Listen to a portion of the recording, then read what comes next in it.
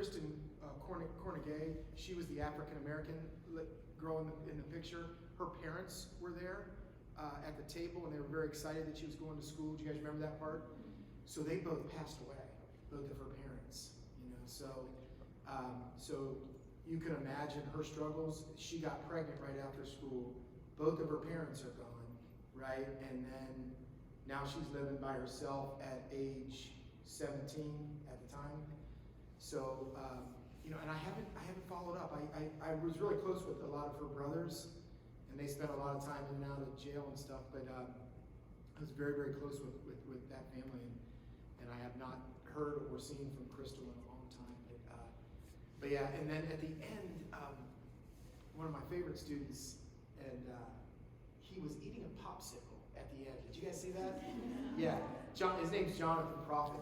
He passed away as well from heroin overdose. So heroin hit Lower Price Hill worse than any other community in our entire region. And there was more. So like I was saying, poverty is very lethal, and to get out of it is very complicated and very, very complex. Questions? Anybody else? Yes. So does Euler or like the community have any certain scholarships set up for the scholarships that you all have? They have a coordinator that coordinates, that helps them get that. They actually, kids in poverty get a lot of opportunities for scholarships. There's a lot out there. That's never a problem. The biggest problem is taking children that have lived their whole life, all right, in less than a half of a mile square foot. They've never been anywhere else. Taking them and putting them at Miami Oxford, or putting them even at the University of Cincinnati, or the thought of going out of the state is even greater. So the opportunity's there. The challenge is getting them there and trying to get them to adjust is extremely difficult. I mean, you saw Raymond crying. I mean, that's normal for any kid that's leaving for college for the first time and saying goodbye to your parents. Imagine growing up in poverty your whole life, and then that's who you are. Your friends, your family, that's all you have in life, and then they leave. It's very, very difficult. So, but they still have access to a lot of scholarships. Again, great questions, guys. And I'll tell you my favorite thing. I'll end with this, and then if you have a question. But one of the coolest things about this documentary, though, is that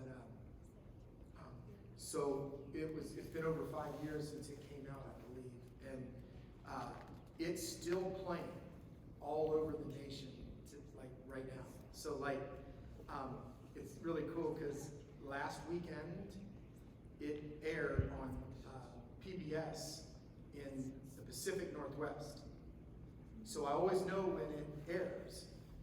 I don't have access to it. I don't want to watch it, but I get emails and inboxes on Facebook from people from Seattle, Portland, and Tacoma, Washington. They'll come all the time. It's so much fun. And then I know I saw it aired last night. It was in San Francisco, in the Bay Area, and I got all these emails already this morning. So it's always cool that the story that we did is going all over. And I've had a great opportunity to speak and do these Q&As all over the nation, which has been really, really cool. So thank you, guys. Thanks for inviting me. And yep, question. You mentioned community learning centers, and I don't know that everybody in the room knows specifically what are community learning centers. So if you could just say, they saw evidence of it in the video, but if you could explain just a little bit. Great question. So community learning centers, schools that have turned into community learning centers are schools. There's actually legislation that governs the community learning centers, but in short, community learning centers are a high level engagement of a community to find out what their needs are. So you sit down with hundreds of people that live and work in the community where the school is, and you find out what are the common themes of things you would like to have inside your school. And then you go out into the community and you try to get partnerships to make those happen. So when we did this at Euler, we went out into the community and said to the parents, almost everybody, what is it that you want inside your school? And the common themes that came up were our kids don't have access to dental. They don't have access to mental health. They don't have access to vision. We don't have a daycare, you know. So what we did is took all of that information and then applied it inside the school and developed those services. So then once we built an eye center inside, once we built a clinic inside, once we built a daycare, then we hired somebody to manage and operate those and align those services and streamline them to the public. But community learning centers look different everywhere. All right, so if you go to a different school, it might look completely different. But the concept of a community learning center is what a community needs is inside their local public school. And then the school system delivers those services to the children and or to the community. Now what you didn't see on the program is that's not just for Euler kids. Like I was telling you before, we sent kids to the Vision Center. We also had night classes for adults. So like parents in Lower Price Hill can do GED courses at night, and they have a college branch inside there now. And the last thing I was working on, it never went through, I was so mad, I wanted a barbershop because I thought this was cool. So kids in poverty, okay, they don't go to get their hair done quite a bit. We had a lot of problems with head lice, all right? And a lot of it's because they weren't properly groomed. They didn't go to get their hair done. That was like kind of like a more of a privilege, or somebody did it at the house. Just got some. So we thought barbershops. And let's face it, if you go to school and your hair's a mess, you know, and you don't feel good about yourself, you don't perform well. So our idea was we could tell a barber to come in. We actually had a barber from Mount Healthy when we do it. We had a barber that said, if you give me a space and a sink, all right, I will give haircuts out every Monday, Tuesday, Wednesday, whatever, for like 5 hours. Give me a barbershop in here, and we were just going to pay him $2,000 to $3,000 annually. I don't know what the terms were, because they don't do their hair. Most people don't go get their hair done until like they're going out on Friday or Saturday nights, and they wait till Wednesday or Thursday. So the barbershops are usually pretty slow on Mondays and Tuesdays.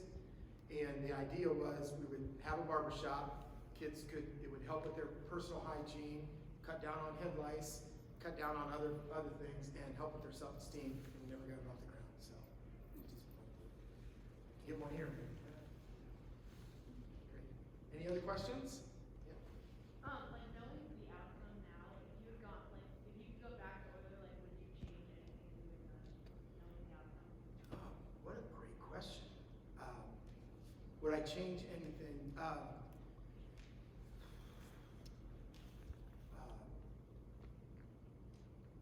There are some things I would change. So, you know, so at the end of the day, I didn't want to lose my job. So that's what I would like to talk about. I didn't want to leave Euler, you know, and I certainly didn't want to drive 2 hours every day. So looking back, if I could change something, I put every ounce of energy that I had into getting the kids the personal, like the help that they needed, eyeglasses, get their teeth done, stop illnesses, get kids healthy, and get them to school. Everything I had. So I would crawl into bed at night completely exhausted. I still could have did that. But if I would have spent about 30% more time, even 40 maybe, focusing on academics, I think it wouldn't have ended the way it ended, you know. And so that would be the thing I would like to have done different. I wish I could have balanced that out a little bit and did, you know. But it was so difficult to meet with like the health department. It went on for weeks, sometimes months, to try to get them to come in to, you know, to put a nurse in there, you know. And if I could have balanced that time out and spent more time on academics, it probably would have had a much different ending. So that might be thank you all. Have a great rest of the day. And, our friends from Milford, is it Milford is here? Yeah. Well, welcome.